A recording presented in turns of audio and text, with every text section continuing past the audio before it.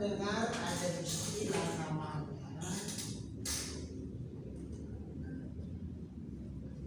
manajer tukang sate.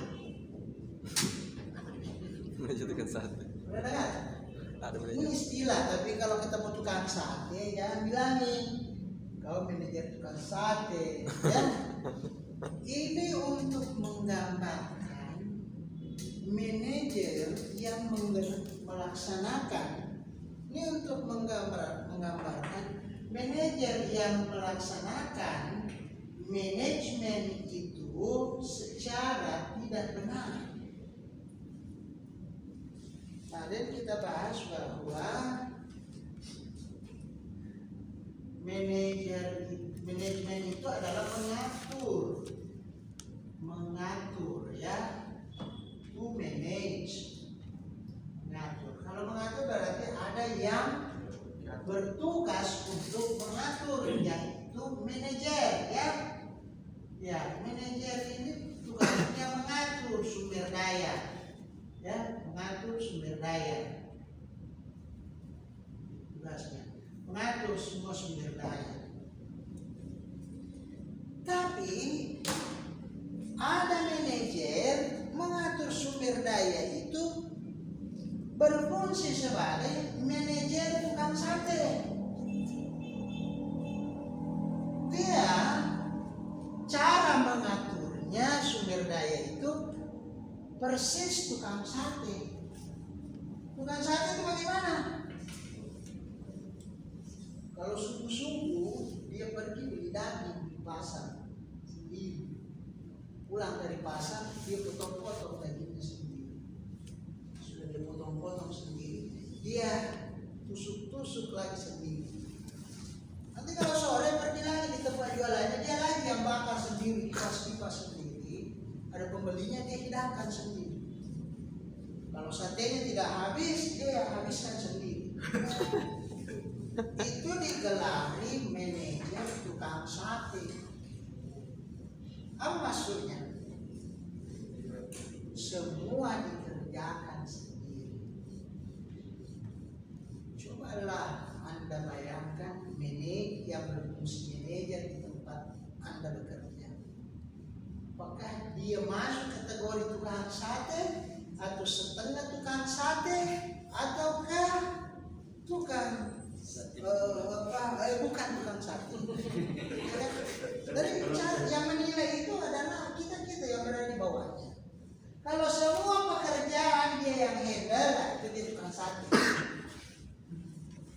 Ya. Karena ada organisasi, ada manajemen begitu, perusahaan ada begitu. Biar 5 rupiah uang dikeluarkan harus dari direktur utama. Bagaimana organisasi mau jalan?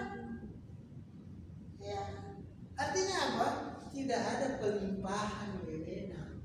Semua dia, apa-apa dia, semua urusan dia. Akhirnya apa? Manajer yang seperti ini biasanya mati berdiri karena semua pada kerja. Semua begini, tapi tidak bisa dikerjakan semua. Akhirnya apa? Kacau manajemennya. Jadi pesannya, besok menjadi manajer orang yang mengatur, jangan jadi manajer tukang sate. Dulu saya pernah jadi manajer tukang sate. Dulu itu Stimi, kalau ada mahasiswa baru, di zaman-zaman 200-300 mahasiswa baru itu, kita binakrab di Malino. Binakrab di Malino, bawa mahasiswa. Semua saya urus. Mulai dari mobilnya, makanannya, bajunya, acaranya, keamanannya. Apa yang terjadi pada saya? Kalau malam saya tidak tidur sampai pagi juga. Saya berpikir, kalau saya semua bisa mengambil diri saya gimana? Saya tidak tidur seharian, tidak ada istirahat. Lalu kemudian tahun berikutnya saya rubah. Saya fungsikan, semua saya fungsikan. Saya bikin panitia itu bilang ini, saya briefing. Semua harus melaksanakan tugasnya. Kalau ada apa-apa yang tidak bisa Anda selesaikan, baru melapor sama saya. selesai acara sudah istirahat mahasiswa itu jam 10 malam, jam 11 malam saya briefing mereka. Siapa bagian keamanan? Saya Pak. Kamu tidak boleh tidur sampai pagi. Tunggui itu mereka, jagai mereka, ada apa-apa, kamu dulu ditanya. Kecuali kamu tidak bisa baru bangun saya. Saya tunjukkan itu kamar saya sini. Saya nyenyak tidur, bangun pagi-pagi, langsung cari kopi, segar, res. Tapi mereka saya beritahu, panitia saya konsumsi. Besok pagi-pagi sediakan mereka susu dan telur karena dia tidak tidur satu malam. Sediakan konsumsi, sediakan kopi untuk begadang mereka. Karena suka terjadi mahasiswa kalau begadang ini menyanyi apa sih cerita. Silakan, saya pergi tidur. Itulah yang manajemen. Kita mengatur. Tapi kalau kita semua yang kerja ya siap-siap lah. Jangan jadi manajer bukan santai. Ya, semua kita mengatakan bisa. Harus, makanya itu manajemen mengatakan tadi itu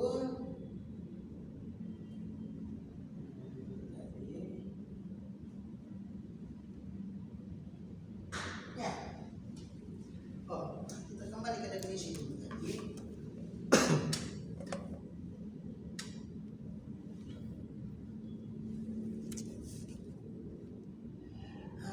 Makanya itu manajemen mengatakan ada bantuan orang lain supaya kita jangan mati berdiri.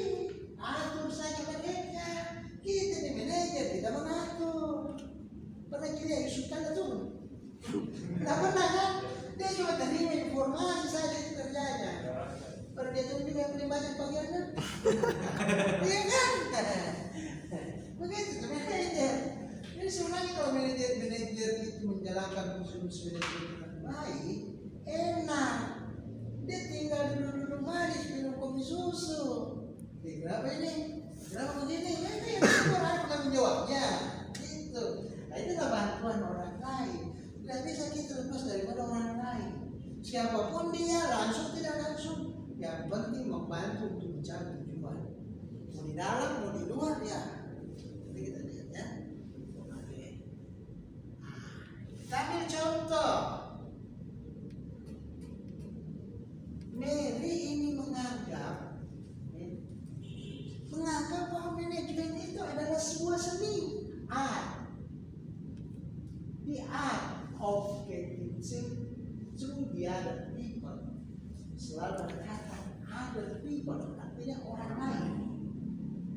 Tapi kata kuncinya di sini untuk Mary itu art, seni. Manajemen itu seni. Kenapa dikatakan seni? Seni bukan berarti kita main karaoke, menyanyi, bukan.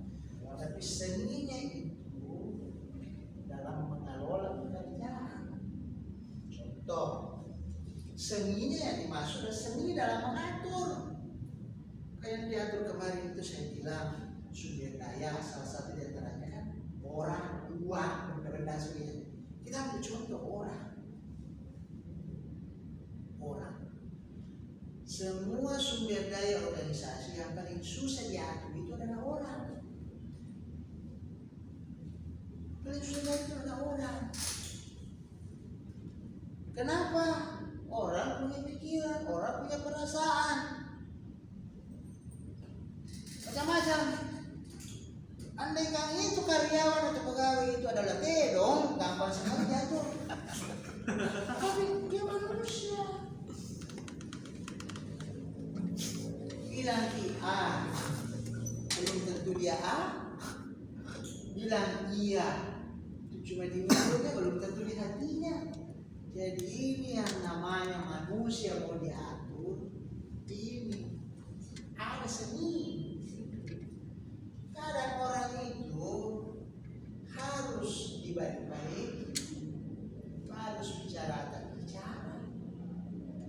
Tapi ada juga orang momentum dikasari baru dia paham, dipalapok baru dia ngerti. Ada manusia.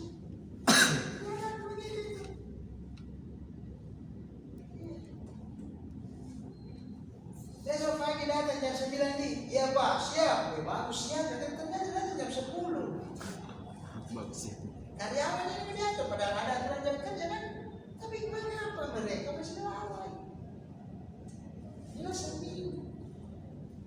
Tidak cocok kalau marahin terus, tidak cocok juga kalau dilembut-lembutin terus. Kadang harus dilemah lembut, kadang harus dimarah-marah. Pokoknya bermacam-macam lah itu. Cuma ada yang namanya manusia. Biasa dihadapi manusia. Entah? Ya.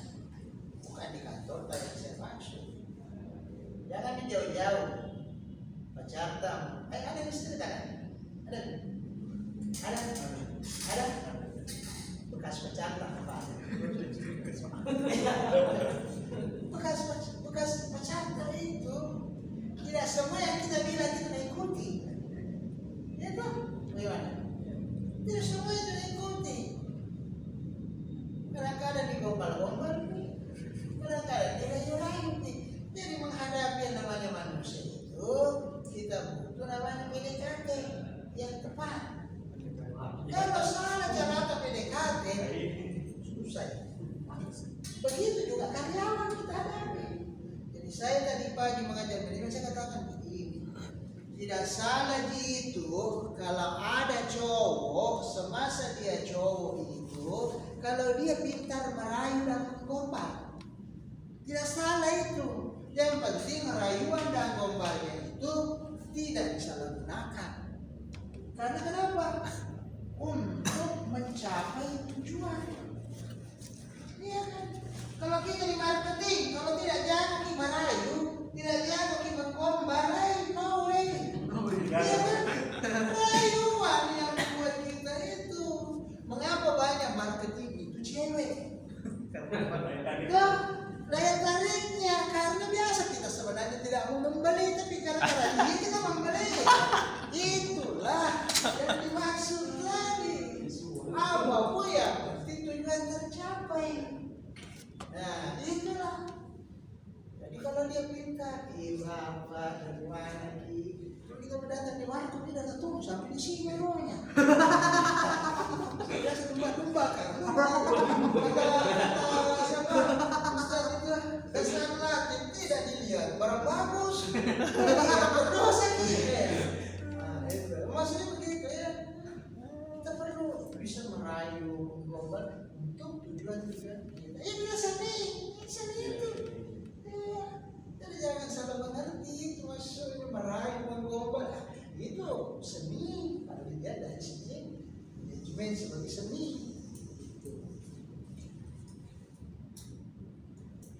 Apalagi uang juga mengaturnya butuh seni. Buat kamu pribadi saja dulu kita atur, jangan hanya perusahaan. Buat pribadi, saya juga tak tahu kalau pegang uang. Jadi saya tidak pernah isi dompet, tidak pernah isi uang. Karena kapan diisi gampang kan keluar. Saya tidak jujur, saya jangan sekali mengatur uang cash. Ya, paling ada 2.000, 3.000 sini itu ya pacaran jiwa nggak bisa simpan. Iya. Tapi maksud saya ada bersama saya di mana kalau saya KPP di sini.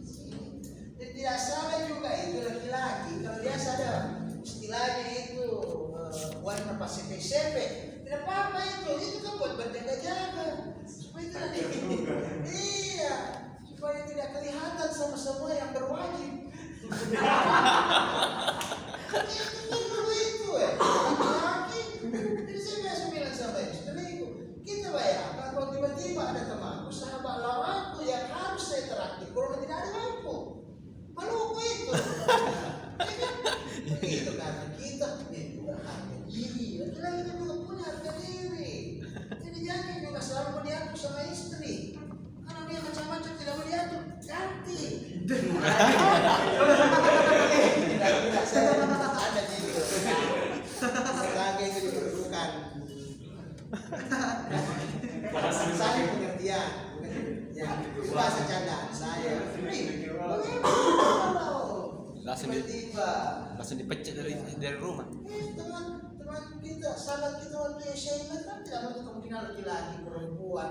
Kan sudah bilang itu perempuan kita mau itu masalah mata kalau ketemu tidak terakhir kita harga diri kita ya. Saya bilang sama istri saya, ya kita tadi dia malu bilang suaminya ini Begitu tuh. Tapi saya biasa bahasakan dengan bahasa yang baik. Tapi sama sekali kalau kita tersinggung. Ya bagi menurut penelitian itu 6.000 kata-kata harus dikasih keluar dalam sehari semalam. Jadi kalau dia tidak cukup itu biasanya mampute-pote. Hasil penelitian. Nah ini sama juga. Jadi rujukan kita kalau definisi manajemen itu rujukan kita juga ini salah satu yang Jerry. Sebenarnya ini orang Bugis, hanya karena pindah di sana dia namanya belum jadi Jerry Braduri, namanya sebenarnya Terendri.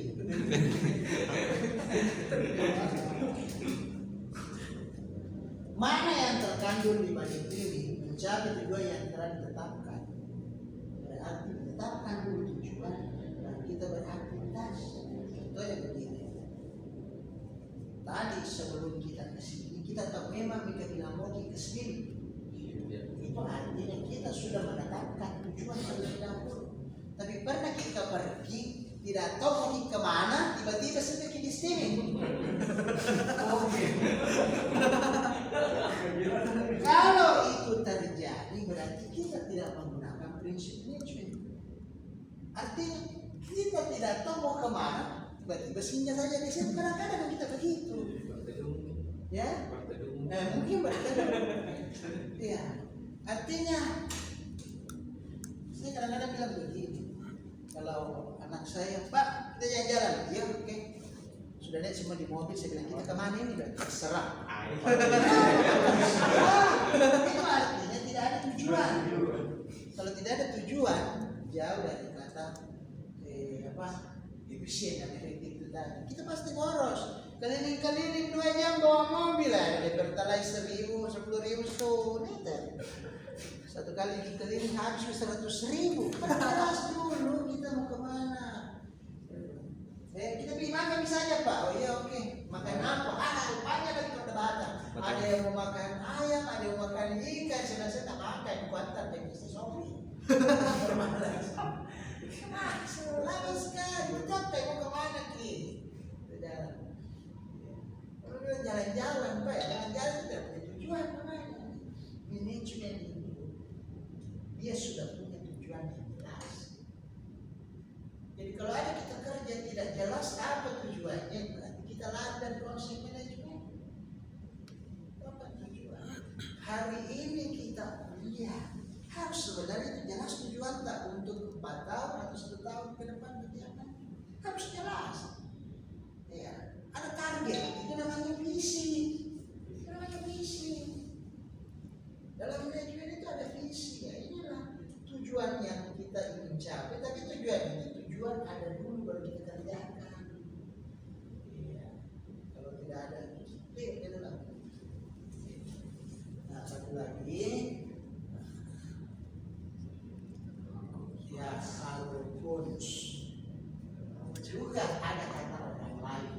Intinya itu tidak ada definisi yang tidak mengatakan tak terbaca ya. Tidak ada kata manajemen yang tidak ada kata melalui usaha. Pasti dia. Jadi kalau ditanya ke definisi orang lain, definisi manajemen, ya saya tidak menuntut kalau ada pertanyaan, coba ada definisi kayak manajemen. Saya tidak menuntut Anda menyusun kata-kata yang bagaimana. Yang penting ada ini orang lain. Iya. Iya, sudah benar itu. Masa mau ditelusuri itu kata-katanya dan 2 lembar jawaban tak? Saya itu mencari kata kunci. Kata kuncinya kan ini orang lain.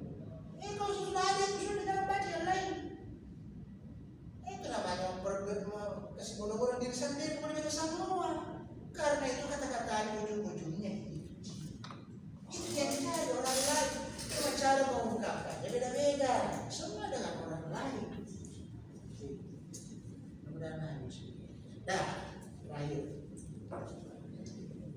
James A.F. Stoner ini juga filosof manajemen. Apa dia bilang? Satu kata, proses. Apa definisi manajemen? Kalau ada mengatakan menurut James A.F. Stoner, manajemen itu proses. Sudah selesai masalah. Proses ini satu kata ya. ada tahapannya mulai dari mana sampai mana. Menurut Stoner kalau lebih lanjut perencanaan dulu, baru ini dan seterusnya. Tapi itu terakhir selalu pengawasan. Nanti kita bahas minggu depan itu. Ini panjang sekali, ini bisa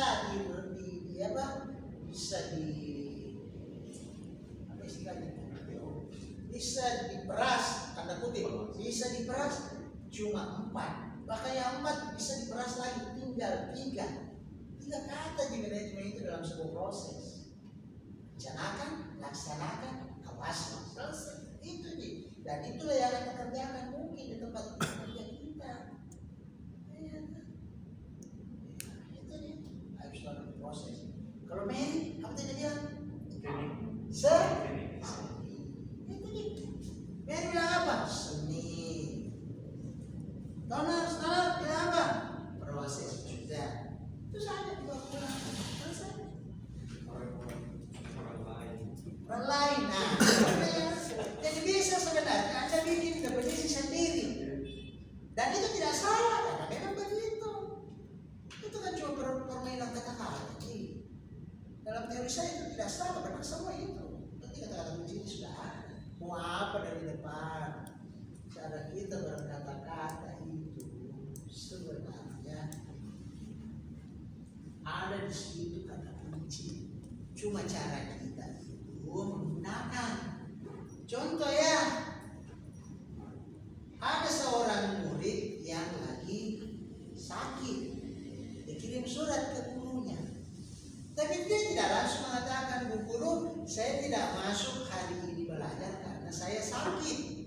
Tapi dia gambarkan dulu sama gurunya, Bu Guru, alangkah indahnya hari ini bersinar matahari dengan terangnya. Bunga-bunga pun bermekaran, tetapi ada satu bunga yang layu, yaitu saya sedang sakit, Bu Guru. Jadi saya intinya menyampaikan saya sakit. Ya kan?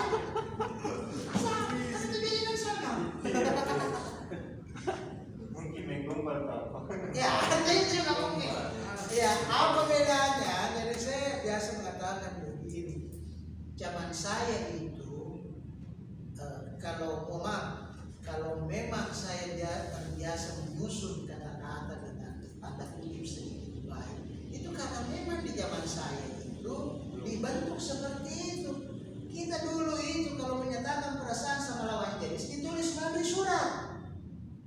Di suratnya itu ya kata-katanya seperti itu. Ketika saya menulis surat ini hanya bunyi dentang jam dinding yang menemani saya membayangkan wajahmu yang begitu indah bersinar seperti bulan purnama. Bayangkan, sekarang ada orang menulis begitu? Tidak ada. Dia cuma WA, lalu minggu simpang bersama. Langsung. Kalau kita akan dijawab, langsung juga simpang saja. Tapi kalau ditulis dengan kata-kata yang baik, jawabannya juga selalu baik walaupun kita ditolak. Maka dia biasa jawab, di sini di bunga-bunga ini bermekaran, tetapi saya termasuk bunga yang tidak sedang kuncup sama kita. Carilah bunga-bunga yang lain. Kan ini kita berada di sebuah taman bunga. Banyak bunga yang lebih bagus daripada saya. Ditolak pun kita masih merasa senang karena kata-katanya menyenangkan. Begitu. Jadi kayak memang ada zamannya. Begitulah cara kita dulu. Ya oke, kita cukup sekian. Terima kasih kepada yang mau. Sudah belum habis ya?